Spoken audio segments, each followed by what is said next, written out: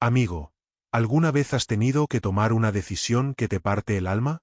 De esas que duelen aquí, en el pecho, y que no te dejan dormir por las noches, dándole vueltas y más vueltas, buscando una justificación que nunca termina de convencerte del todo.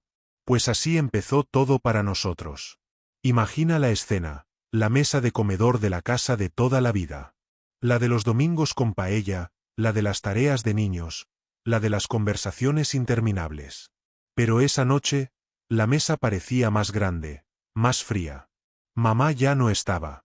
Su silla, vacía, era un recordatorio mudo de todo lo que ya habíamos perdido. Y en cabecera, estaba él. Papá. Antonio. El hombre que nos cargó a hombros, que nos enseñó a montar en bici, que arreglaba cualquier cosa con unas herramientas y un susurro. Pero ese hombre, ya no era el mismo. Lo veías en sus ojos. Antes eran dos pozos profundos de sabiduría y historias. Ahora parecían cristales empañados, nublados por una niebla que no lográbamos atravesar. La chispa se había apagado. Primero fueron las pequeñas cosas, ¿sabes? Cosas de las que incluso te reías. Que si dejaba las llaves dentro del frigorífico. Que si se ponía los calcetines de colores distintos. Cosas de la edad, decíamos. Pero luego vino el miedo. El día que olvidó el fogón encendido. La sartén se quedó allí, al rojo vivo, hasta fundirse. La cocina llena de humo. Por suerte llegó mi hermana a tiempo. Otro día, salió a comprar el pan, el camino de siempre, el que había hecho 1000 veces, y no volvió. Lo encontramos 3 calles más allá, parado en una esquina, con una bolsa vacía en la mano y una mirada de absoluto desconcierto. No sabía dónde estaba. Ni quién era. El médico fue claro, no puede quedarse solo. Es por su seguridad. Y ahí estábamos nosotros. Mis 2 hermanos y yo. Con nuestras vidas, nuestros trabajos que nos consumían, nuestros hijos pequeños que nos exigían, nuestras hipotecas que pagar. La vida, amigo, esa máquina implacable que no se detiene por nada ni por nadie. La conversación fue dura, llena de silencios incómodos, de miradas que se esquivaban. No podemos cuidarlo, dijo uno, la voz quebrada. Yo tengo que viajar constantemente por trabajo. Yo, con los niños y el piso tan pequeño, añadió el otro, mirando sus manos. Y yo solo podía mirar a mi padre, que movía la cuchara en su taza de café sin beberlo, ajeno por completo al futuro que estábamos decidiendo por él. Hay residencias buenas, dijo alguien, con un tono que pretendía ser esperanzador. Con jardines, con enfermeras las 24 horas. Le harán compañía. Estará con gente de su edad. Es por su bien, repetimos, como un mantra, una y otra vez. Es por su propio bien. Esa frase, amigo, es por su propio bien. Se convirtió en el escudo detrás del cual escondimos nuestra culpa, nuestro dolor, nuestra sensación de traición. La repetíamos para convencernos a nosotros mismos, para ahogar el pequeño grito que decía que estábamos abandonando al hombre que nunca nos abandonó. Era la decisión difícil, la práctica, la sensata. Pero en el corazón, en ese lugar callado donde no llegan las justificaciones, sabíamos la verdad. Era la decisión fácil. Para nosotros. Y así, con el peso de esa elección cargando nuestros hombros, empacamos sus cosas en cajas de cartón y preparamos el coche para el domingo siguiente. El viaje hacia el sol dorado. El viaje que cambiaría todo para siempre. El domingo amaneció con un cielo demasiado azul, demasiado despejado, como si el mundo fuera indiferente a nuestra pequeña tragedia familiar. Cargamos las cajas con sus cosas en el maletero. No eran muchas. Unas pocas fotos, su afeitadora vieja, el jersey que le tejía mamá y que él aún guardaba como una reliquia, sus zapatos de domingo. Todo cabía en 2 cajas de cartón. Ver toda su vida reducida a eso, fue un puñetazo en el estómago. Él se dejó llevar. No preguntó nada. Se sentó en el sillón del comedor, con su traje marrón planchado, esperando en silencio. Parecía un niño pequeño y obediente, y esa docilidad nos partía el alma. Preferiríamos 1000 veces que se hubiera enfadado, que nos hubiera gritado, que nos hubiera acusado. Pero no. Solo callaba. El viaje en coche fue de los más largos de mi vida. Mis hermanos iban delante, yo en el asiento trasero con él.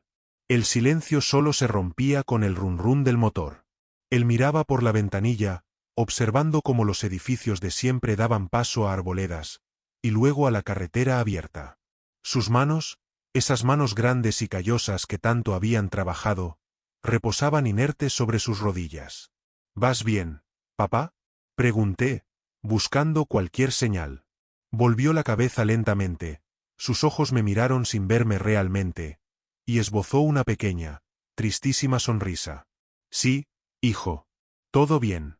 Eran las únicas palabras que dijo en todo el trayecto. Y entonces, apareció. El asilo Sol Dorado. Desde fuera, era bonito, lo admito. Un edificio blanco, impecable, rodeado de unos jardines verdes y perfectamente cuidados. Había rosales, bancos pintados de blanco, senderos de gravilla. Parecía sacado de un folleto turístico. Hasta el letrero en la entrada, con unas letras doradas y curvas, parecía sonreír. Mira, papá, qué bonito, dijo mi hermano con un entusiasmo forzado. Tiene un jardín precioso. Papá asintió levemente, sin apartar la vista del lugar. No sé qué estaría pensando. Si estaría asustado. Si se sentía engañado. Al entrar, el olor lo inundó todo. Un olor intenso, artificial, a lejía y a comida de hospital, disfrazado torpemente con un ambientador floral demasiado dulce. Era un olor limpio. Sí, pero era la limpieza de un lugar sin alma, sin historia. La directora, una mujer con una bata impecable y una sonrisa profesional que no llegaba a los ojos, nos recibió. Bienvenidos al Sol Dorado. Aquí su padre estará como un rey, dijo, mientras nos guiaba por pasillos luminosos y silenciosos, con suelos de linóleo tan brillantes que reflejaban las luces del techo. Todo era correcto. Todo estaba en su sitio. Pero se notaba el silencio. El silencio pesado de cientos de vidas guardadas en habitaciones, esperando. De vez en cuando, una puerta entreabierta nos dejaba ver a una persona mayor sentada en una butaca, mirando la pared. O íbamos a cruzar con un residente que caminaba lentamente, arrastrando los pies, con la mirada perdida en un punto invisible. Llegamos a su habitación. La 217. Era pequeña, funcional. Una cama, un armario, una mesita de noche y una butaca. La ventana daba a un patio interior. No a los jardines de la fachada, sino a un patio de cemento con una maceta triste. Aquí estará muy cómodo, afirmó la directora, con su sonrisa inmutable. Ayudamos a papá a sentarse en la butaca. Coloqué la foto de mamá en la mesita de noche. Él puso una mano sobre ella, acariciando el marco con el dedo. Nos despedimos con abrazos torpes, con promesas que ya entonces sabíamos que serían difíciles de cumplir. Volveremos en un par de días. Papá? Te traeremos esos pasteles que te gustan. Él asintió, mirándonos con esa misma sonrisa triste y lejana. No se preocupen por mí. Vayan tranquilos. Salimos de esa habitación con el corazón hecho trizas. Al recorrer el pasillo de vuelta, la fachada perfecta del Sol Dorado se desmoronó para mí. Ya no veía los jardines. Veía una prisión de puertas abiertas. Una jaula dorada donde acabábamos de encerrar, no a un enfermo, no a una carga, sino a nuestro padre. Al hombre que nos enseñó a vivir. Y le habíamos dado por vencido.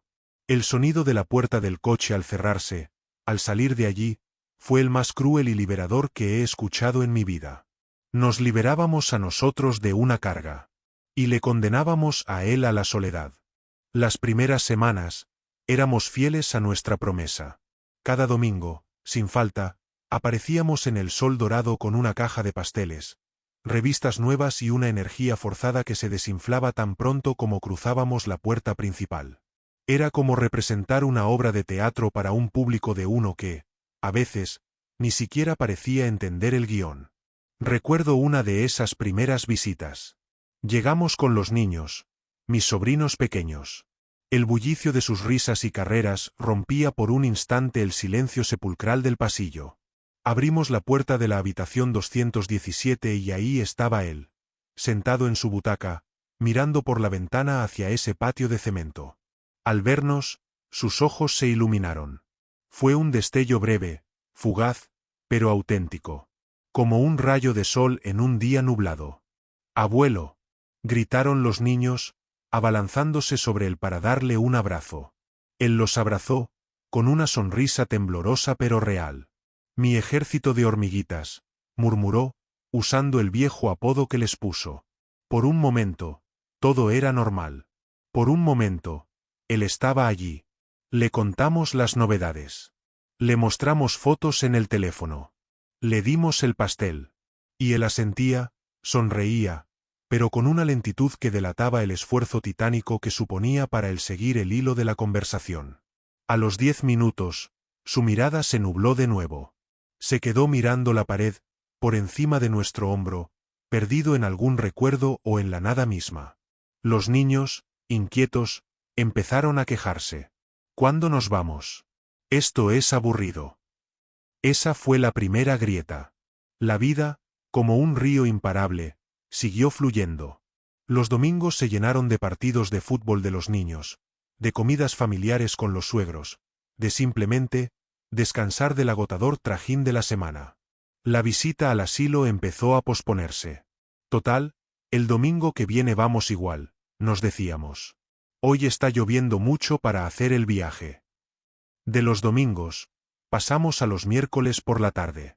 Un horario más incómodo, con el tráfico de vuelta al trabajo. Las visitas se acortaron. Ya no íbamos todos. A veces iba solo yo, o solo mi hermana. Llegábamos con prisa, mirando el reloj. «Hola, papá, ¿cómo estás? Mira, te traje esto. ¿Necesitas algo? ¿Todo bien con las enfermeras?»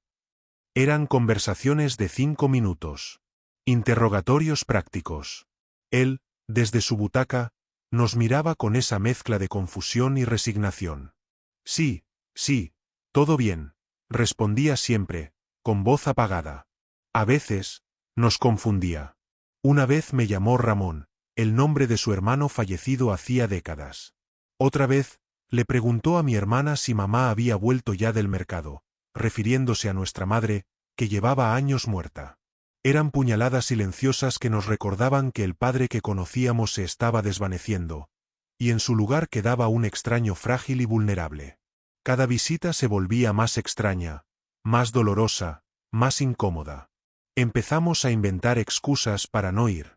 «Está resfriado, mejor no molestar. Esta semana ha sido muy dura en el trabajo». El sol dorado se convirtió en un recordatorio mudo de nuestra culpa, un lugar que preferíamos evitar.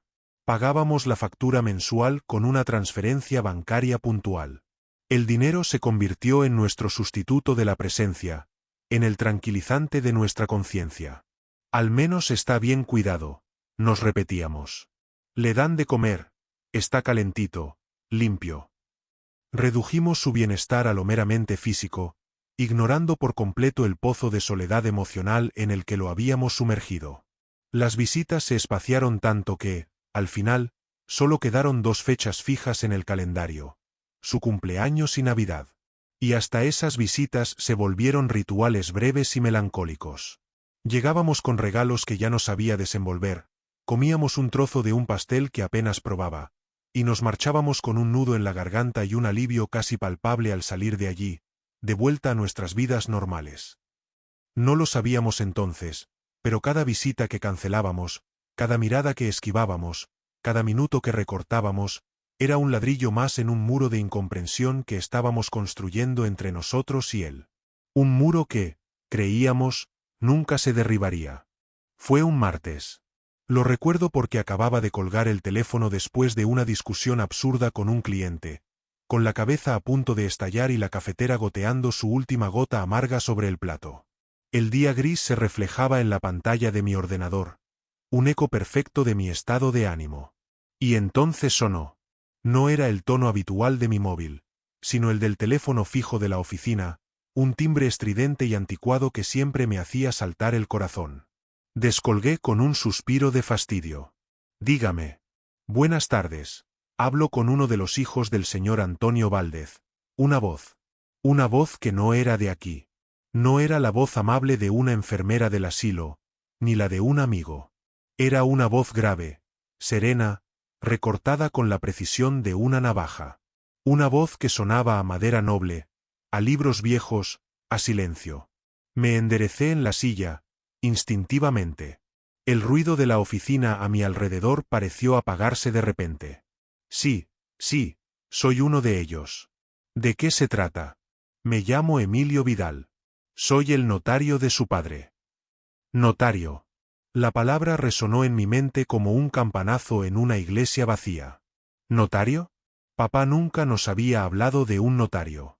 ¿Para qué iba a necesitar un notario un hombre que había vivido con lo justo, cuya mayor posesión era una vieja radio de transistores? Lamento informarle, continuó la voz, imperturbable, que su padre, Antonio Valdez, falleció anoche en el asilo Sol Dorado. El mundo se detuvo. No hubo estruendo, ni drama. Solo un silencio repentino y absoluto, como si alguien le hubiera bajado el volumen al universo.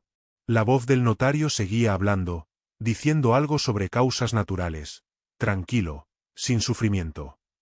Pero yo solo podía ver la imagen de papá en su butaca, mirando por la ventana. Solo. Siempre solo. Y ahora, para siempre solo. La culpa, una culpa que había estado latente, dormida bajo capas de excusas y rutina, me golpeó con la fuerza de un tsunami. Me agarré al borde del escritorio, los nudillos blancos. ¿Anoche? ¿Y nadie nos llamó? ¿Estuvo solo en ese momento también? Y por ello, es imperativo. La voz del notario cortó mi torrente de pensamientos. Que usted y sus hermanos se presenten en mi despacho mañana a las 12 en punto para la lectura del testamento. Testamento. Otra palabra que no encajaba. ¿Testamento? ¿Qué podía testar un hombre que no tenía nada? ¿La radio? ¿Las fotos viejas? ¿La bata del asilo? ¿Testamento? Logré balbucear, sintiendo como la palabra me quemaba la lengua. Pero, ¿él? ¿Cuándo? Su padre otorgó testamento notarial hace aproximadamente un año, explicó don Emilio con una calma que me resultaba casi obscena. Era plenamente capaz en aquel momento. Les espero mañana. La dirección es. Anoté la dirección con una mano temblorosa, garabateando números y letras que apenas reconocía. Colgué el teléfono y me quedé allí, sentado, mirando la pared blanca frente a mí sin verla. La noticia de su muerte me había dejado entumecido. Pero la del testamento, eso me había dejado aterrorizado. ¿Qué secretos había guardado papá en su silencio? ¿Qué última palabra tenía reservada para nosotros, los hijos que lo habíamos abandonado en una habitación con olor a lejía? La llamada había durado menos de 3 minutos, pero había logrado hacer añicos por completo la frágil normalidad que habíamos construido. Ya nada volvería a ser igual. Al día siguiente, a las 12 en punto, como soldados condenados, nos presentamos mis hermanos y yo en la dirección que había garabateado.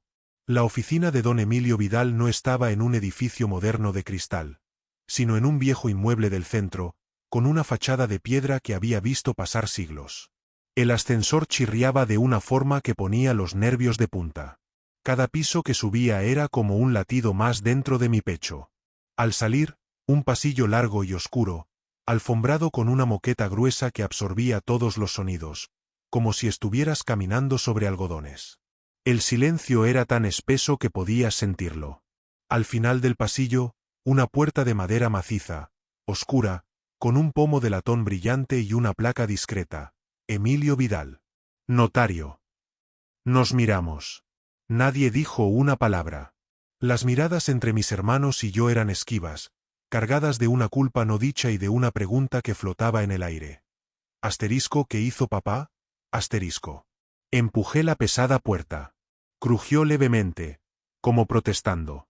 Dentro, el tiempo parecía haberse detenido hacía 50 años. La sala olía a polvo viejo, a papel envejecido y a madera de cedro pulida con cera. Las paredes estaban forradas de estanterías repletas de legajos atados con cintas, de libros enormes con lomos de cuero gastado. La luz que entraba por una ventana alta era tenue, tamizada por una cortina pesada, y iluminaba millones de motas de polvo danzando en el aire como átomos de nerviosismo. Y en el centro de la habitación, un escritorio monumental. Una fortaleza de roble detrás de la cual estaba sentado don Emilio. Era un hombre mayor, delgado, con gafas de concha que le empequeñecían los ojos, pero que no podían ocultar una inteligencia afilada y penetrante. Vestía un traje oscuro, impecable, y sus manos, largas y de dedos huesudos, reposaban sobre un sobre marrón que descansaba en el centro del escritorio. El sobre. Asterisco el testamento asterisco. Tomen asiento, por favor, dijo su voz, la misma de la llamada, grave y serena, pero ahora en persona resultaba aún más imponente. Nos sentamos en 3 sillas de madera dispuestas frente al escritorio. Eran incómodas, de respaldo recto, como diseñadas para que nadie se relajara. El crujido de la madera bajo nuestro peso sonó como un trueno en aquel silencio sagrado. Nadie hablaba. El único sonido era el tic-tac lento y pesado de un reloj de péndulo que colgaba en una pared. Asterisco tic-tac. Tic-tac asterisco. Marcaba los segundos que nos separaban de un antes y un después. Yo no podía dejar de mirar el sobre. Parecía inocente, un sobre cualquiera, pero sentía que emanaba una energía que nos estaba electrocutando en silencio. Don Emilio nos observaba por encima de sus gafas, estudiándonos. Sus ojos pasaron de uno a otro, lentamente, como si estuviera comparando nuestras caras con algún recuerdo, o midiendo nuestro merecimiento. No sonreía. Su expresión era impasible, profesional, pero en sus ojos creí ver un destello de ¿juicio? ¿Lástima? No podía distinguirlo. Antes de proceder, dijo por fin, rompiendo el hechizo de silencio, debo confirmar sus identidades. Lo hicimos. Asentimos, murmurando nuestros nombres. Nuestras voces sonaron roncas, extrañas en aquel lugar. Él asintió a su vez, y entonces, con una lentitud deliberada, casi teatral, tomó el sobre. Lo sostuvo en sus manos. Podías oír el leve crujido del papel. Su padre, Antonio Valdez, dijo, y su voz resonó en la habitación, acudió a mí hace un año. Manifestó plena lucidez y un deseo muy claro. Hoy, es mi deber cumplir con su última voluntad. Todos contuvimos el aliento. El asterisco tic-tac asterisco del reloj se volvió ensordecedor. La habitación parecía encogerse, aplastándonos contra esas sillas incómodas. Don Emilio deslizó un dedo bajo la solapa del sobre y, con un gesto preciso, lo rasgó. El sonido del papel desgarándose fue como el de una tela que se parte en dos. Era el sonido de un secreto a punto de ser revelado. El sonido de nuestro pasado abriéndose de golpe frente a nosotros. Extrayó unas cuantas hojas de papel. Las colocó frente a él, alisándolas con sus manos huesudas. Respiró hondo. Esta es la última voluntad de Antonio Valdez, anunció, y su mirada se clavó en el documento. El suspense en la habitación era tan tangible que casi podía saborearlo, un sabor metálico a miedo y a culpa. El aire era pesado, difícil de respirar. Todo, absolutamente todo, dependía de las siguientes palabras que salieran de su boca. Don Emilio se aclaró la garganta. Un sonido seco que cortó el aire denso de la sala como un cuchillo. Mis hermanos y yo estábamos paralizados, convertidos en estatuas de ansiedad y remordimiento. Yo clavaba las uñas en las palmas de mis manos, sin sentir el dolor, solo el latido furioso de la sangre en mis sienes. El notario ajustó sus gafas y comenzó a leer. Su voz, clara y proyectada, no dejaba lugar a dudas. Yo, Antonio Valdez, siendo de Sound Mind and Memory, hizo una pausa breve, traduciendo, en pleno uso de mis facultades mentales, y consciente de la finitud de la vida, declaro que esta es mi última voluntad y testamento, revocando cualquier otro que haya podido hacer antes. Mis hermanos y yo intercambiamos una mirada furtiva. Asterisco plenas facultades asterisco. La frase nos golpeó. ¿Cuándo? ¿Cómo era posible? Nuestra imagen de él era la de un hombre confundido, perdido en sus nieblas. ¿Estuvimos ciegos? ¿O simplemente vimos lo que queríamos ver para aliviar nuestra conciencia? Don Emilio continuó, ignorando nuestro evidente desconcierto. En primer lugar, y antes de cualquier disposición material que encernen mis bienes mundanos. Hizo otra pausa, esta vez más larga, y alzó la mirada para clavarla en nosotros, uno por uno. Sus ojos, detrás de los cristales, parecían ver directamente en nuestras almas. Quiero dejar constancia de mi más sincero y último deseo. El corazón se me detuvo. Asterisco último deseo. Asterisco, ¿qué podía ser? ¿Una petición sobre su funeral? ¿Una maldición? ¿Un perdón que no nos merecíamos? La habitación estaba tan en silencio que podía oír la respiración entrecortada de mi hermana menor. Don Emilio bajó la vista de nuevo al papel y pronunció las siguientes palabras. Palabras que quedarán grabadas a fuego en mi memoria para siempre. Mi último deseo, leyó, y su voz, por primera vez, pareció cargarse de una emoción que trascendía lo profesional. Es que mi hijo mayor, Miguel, sea el primero en escuchar lo que sigue. Un golpe sordo en el pecho. Asterisco yo. Asterisco, ¿por qué yo? Mis hermanos se volvieron hacia mí. Sus expresiones una mezcla de sorpresa, confusión y un atisbo de resentimiento. Yo me quedé mudo, incapaz de articular palabra, sintiendo el peso de sus miradas y del inexplicable deseo de mi padre. Don Emilio no esperó. Prosiguió, y su tono cambió ligeramente. Ya no leía una formalidad legal. Ahora transmitía un mensaje personal, directo. Miguel, dijo, y el sonido de mi nombre en su boca, en ese contexto, me estremeció. Si estás escuchando esto, es porque me he ido. Y sé, hijo, sé que te carcomen la culpa y la duda. Las lágrimas sacudieron a mis ojos de inmediato. Era como si él estuviera allí, en la habitación, hablándome directamente a mí. ¿Cómo podía saberlo? ¿Cómo podía ver a través del tiempo y de nuestra negligencia? Sé que creen que me abandonaron. Sé que las visitas se espaciaron. Sé que el sol dorado fue mi prisión y su alivio. Cada palabra era un dardo preciso que daba en el blanco de nuestra vergüenza. Mis hermanos bajaron la cabeza, incapaces de sostener la mirada del notario, o la mía, o la del fantasma de nuestro padre que llenaba la sala. Pero también sé, continuó don Emilio, y su voz se suavizó, el porqué. Sé del miedo. Sé de las deudas. Sé de los niños pequeños que cuidar. Sé de la vida implacable que os arrastra. No vine aquí a juzgaros. Un sollozo escapó de los labios de mi hermana. Yo cerré los ojos con fuerza, pero las lágrimas rodaron por mis mejillas igualmente. Era un perdón que no habíamos pedido, que no esperábamos, que no merecíamos. Y era mucho, mucho más doloroso que cualquier reproche. Don Emilio respiró hondo antes de pronunciar la frase final de esa increíble introducción. Vine aquí, leyó, y cada sílaba resonó con una claridad absoluta, a daros mi última lección. Y para eso, Miguel, debías oír mi nombre primero. Porque a ti, el mayor, te toca entenderlo primero y explicárselo a tus hermanos. El notario hizo una pausa, dejando que el peso de esas palabras se asentara sobre nosotros, que nos aplastara con su magnitud y su misterio. El testamento no era una lista de bienes. Era un mensaje desde la tumba.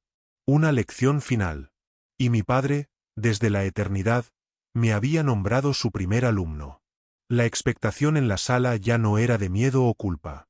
Era de absoluto y total asombro. ¿Qué lección podía ser tan importante? ¿Qué había querido decirnos? El sobremarrido ya no contenía un documento. Contenía la voz de nuestro padre, y estábamos todos, finalmente, listos para escuchar. Don Emilio dejó que el silencio se instalara de nuevo, pesado y significativo. Mis lágrimas aún estaban húmedas en mis mejillas, pero ya no eran de dolor, sino de una conmoción profunda. Mi padre no nos había juzgado. Nos había entendido. Y en lugar de un castigo, nos ofrecía una lección. ¿Qué podía ser? El notario tomó la siguiente hoja del testamento. Sus dedos, ahora, no parecían tocar papel, sino algo mucho más delicado y valioso. En cuanto a mis bienes materiales, leyó, y por primera vez hubo un atisbo de algo que podría ser ¿ironía? En su voz profesional. Declaro que poseo exactamente lo que siempre he tenido, y lo que siempre he valorado. Nos miramos, confundidos. ¿Nada? ¿Era eso? ¿Una lección sobre la humildad? Pero no, había algo más. Don Emilio continuó. Por lo tanto, no hay cuentas bancarias escondidas. No hay acciones secretas. No hay un tesoro enterrado en el jardín. Hizo una pausa y nos miró de nuevo. Lo sé. Es lo que muchos esperan oír en una sala como esta. La franqueza era desarmante. Admitía nuestra secreta, mezquina esperanza de que quizás, solo quizás, papá había guardado bajo el colchón un billete de lotería ganador que redimiera todos nuestros pecados por el simple hecho de ser herederos. Lo que sí poseo, prosiguió, y su voz recuperó esa gravedad especial. Y lo que ahora legítimamente os legó a los tres, por igual, es todo lo que se encuentra dentro de la caja de madera de cedro que guardé en el armario de mi habitación en el asilo. La llave de dicha caja la tiene la directora. Una caja. En el armario de su habitación. Nosotros habíamos empacado sus cosas. Habíamos visto esa caja. Era vieja, de madera gastada, con las esquinas redondeadas por el tiempo y un pequeño cerrojo de latón. Siempre había estado allí, en el estante de arriba. La habíamos visto docenas de veces durante nuestras visitas breves y incómodas. Y nunca, nunca, le habíamos preguntado qué había dentro. Siempre supusimos que eran sus cosas, papeles viejos, fotos descoloridas, recuerdos sin valor para nadie más que para él. Para nosotros, era solo un trasto más. Un mueble viejo. Parte del decorado triste de su encierro. ¿Cuántas veces había estado allí, a nuestro alcance? ¿Cuántas veces pudimos preguntar, mostrar interés, conectar con él a través de esos secretos? Pero estábamos demasiado ocupados mirando el reloj, demasiado incómodos por el silencio, demasiado absortos en nuestra propia culpa como para hacer la pregunta más simple. Papá, ¿qué guardas en esa caja? La herencia no era una fortuna. Era una caja. Y de repente, esa caja de madera vieja se convirtió en el objeto más valioso del universo. Era el cofre del tesoro de un hombre que no tenía joyas ni oro, pero que ahora, desde Bellón de Grave, nos declaraba que todo lo que valía la pena, todo lo que había acumulado en una vida de trabajo y amor, estaba dentro de ella. Dentro de esa caja, leyó don Emilio, como si respondiera a nuestros pensamientos, encontraréis la verdadera medida de mi riqueza. Es todo vuestro. Repártanselo con cuidado. Y, sobre todo, entiéndanlo. La lección comenzaba a tomar forma. No se trataba de lo que él nos dejaba, sino de lo que nosotros habíamos ignorado. No se trataba de su valor, sino del nuestro. De nuestra ceguera. La herencia no era dinero. Era una prueba. Una última oportunidad para ver, de verdad, quién había sido nuestro padre. Y, de paso, quiénes éramos nosotros.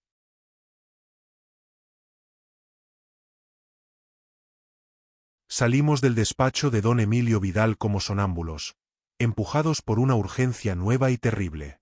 Ya no era la culpa la que nos movía, sino una necesidad abrasadora de respuestas. De redención. El coche hasta el Sol Dorado fue un viaje en silencio, cada uno de nosotros encerrado en sus propios pensamientos, mirando por la ventana sin ver el paisaje, viendo solo esa caja de madera en nuestra mente. Llegamos al asilo. La misma directora de sonrisa profesional nos recibió, pero esta vez su expresión era de una compasión genuina. Don Emilio la había llamado. Lo siento mucho por su pérdida, dijo, y por primera vez sus palabras sonaron verdaderas. Su padre era un hombre muy especial. Muy callado, pero especial. Nos condujo por los pasillos que ahora nos resultaban tan familiares y a la vez tan ajenos. Cada puerta cerrada era un reproche mudo. Llegamos a la habitación 217. La puerta estaba abierta. Dentro, todo estaba igual. La cama vacía, la butaca solitaria, la foto de mamá en la mesilla. Y en el aire, aún flotando, el fantasma de su olor. Aquella mezcla de colonia barata y paciencia. La directora se dirigió al armario. Lo abrió. Y ahí estaba, en el estante superior, como siempre. La caja de cedro. Vista así, bajo la luz fría de la habitación, parecía aún más humilde de lo que recordaba. Pequeña, del tamaño de una caja de zapatos, con la madera desgastada y marcada por el tiempo, arañazos aquí y allá que contaban una historia que no sabíamos leer. El cerrojo de latón, pequeño y sencillo, brillaba débilmente. La directora la tomó con cuidado, como si sostuviera algo extremadamente frágil, y nos la entregó. Pesaba menos de lo que esperaba. Mucho menos. Él era muy claro, dijo la mujer.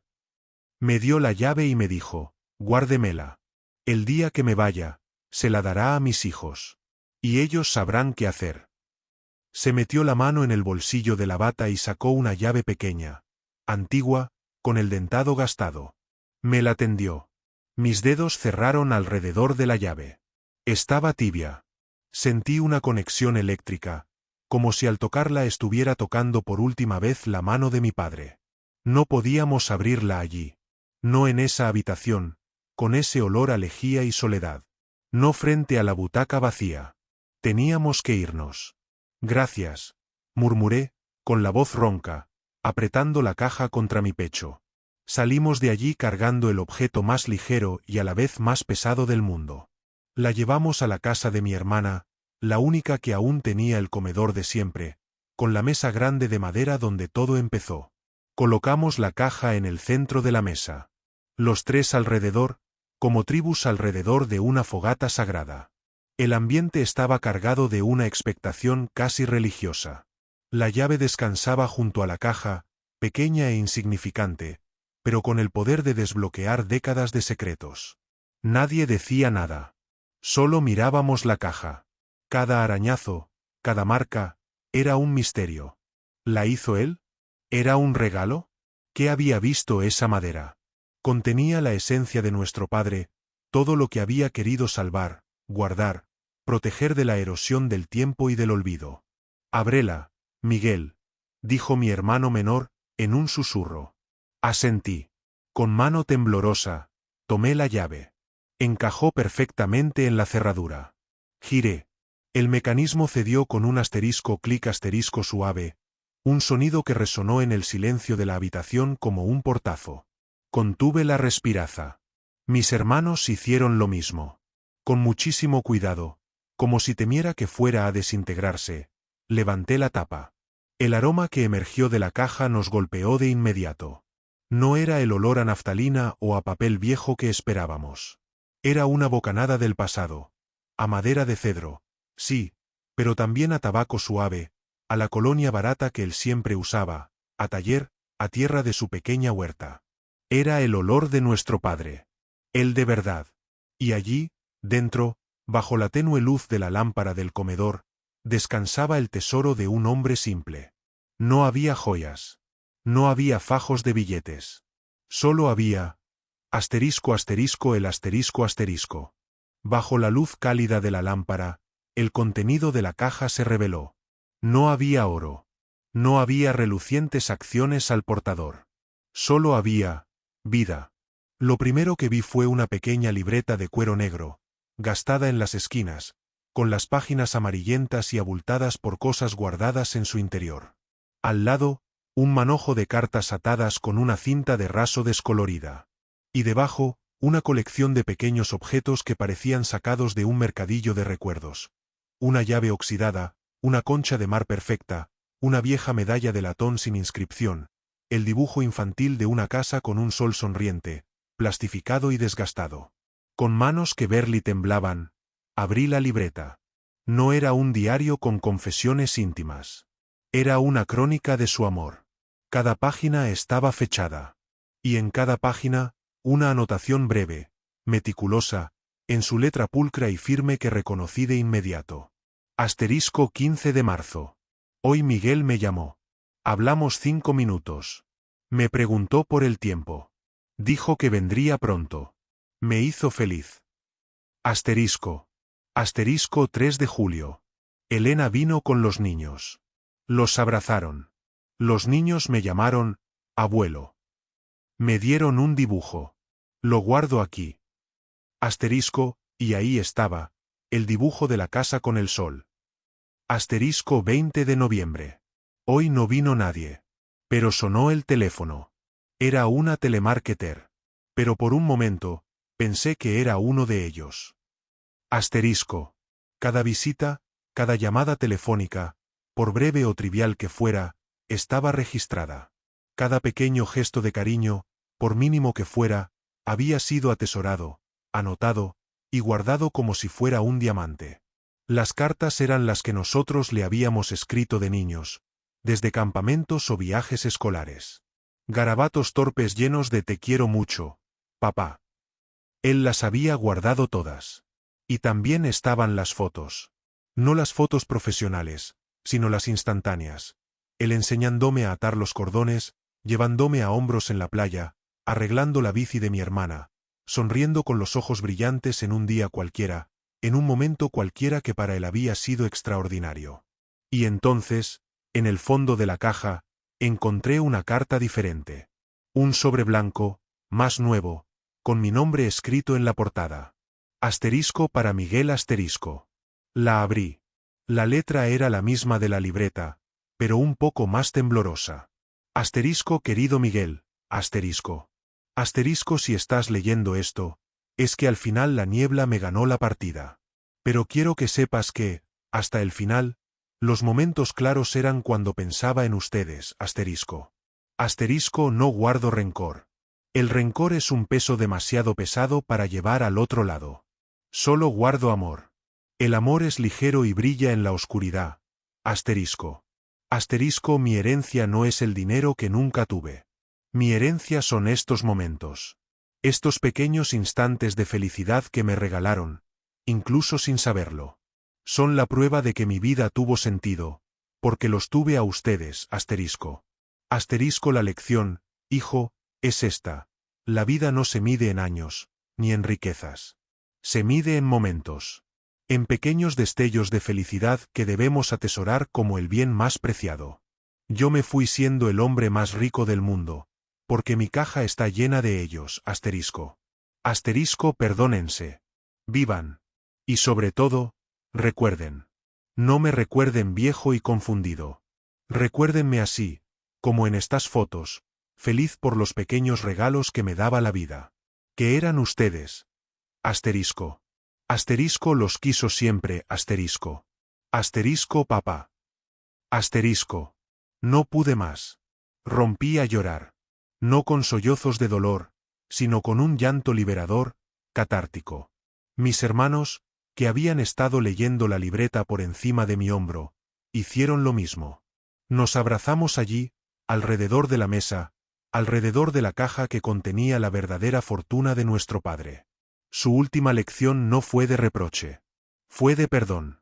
Nos perdonó antes de que supiéramos que necesitábamos ser perdonados. Nos enseñó que el valor de una vida no está en lo que se acumula, sino en lo que se atesora en el corazón. Y que incluso en la soledad de una habitación de asilo, se puede ser inmensamente rico si se guardan los momentos correctos. Él no había estado solo. Había estado rodeado de nosotros, de nuestros fantasmas love, de todos los pequeños instantes que le habíamos regalado a lo largo de los años y que él había guardado con el cuidado de un joyero. La caja no contenía su pasado. Contenía nuestro legado. Y era más valiosa que todo el oro del mundo. Después de las lágrimas, después de los abrazos, vino el silencio. Un silencio distinto. No era el silencio incómodo de las visitas al asilo, ni el silencio pesado de la sala del notario. Era un silencio lleno. Un silencio que resonaba con la presencia de nuestro Padre, ahora más vivo que nunca en nuestros corazones. Nos sentamos de nuevo alrededor de la mesa, la caja abierta entre nosotros como un altar doméstico.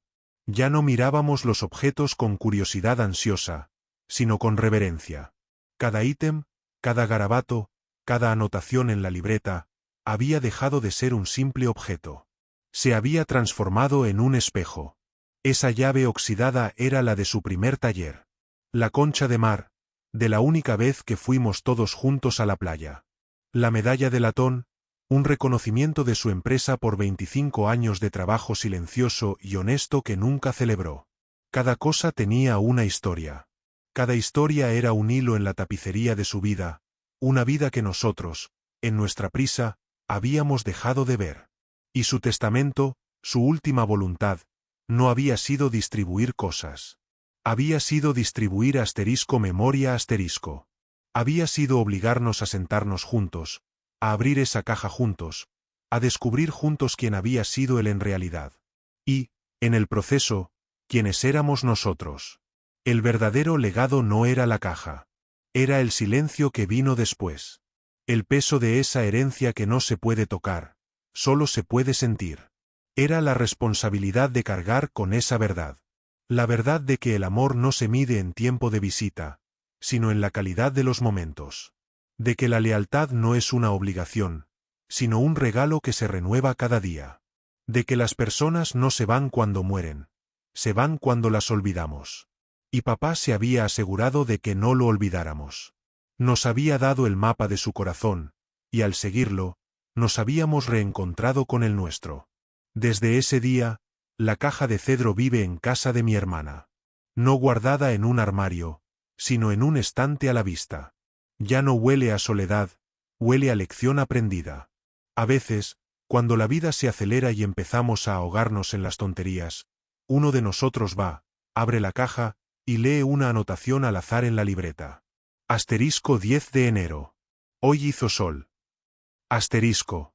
Una frase simple. Pero ahora la entendemos. No era sobre el clima. Era sobre un rayo de sol que entró por su ventana y le calentó la cara. Un pequeño regalo. Un momento de felicidad atesorado. Ese es su legado de silencio.